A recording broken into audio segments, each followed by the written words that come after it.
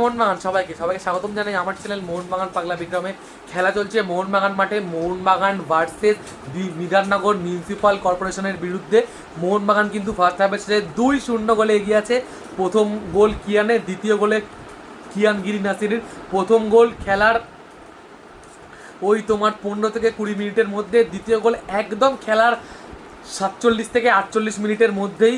খেলার second goal কিয়ানগিরি নাসিরির গোলের সুবাদে মোহনবাগান 2-0 গোলে এগিয়ে আছে। বিধাননগরও কিন্তু খুব ভালো ফুটবল খেলার চেষ্টা করছে।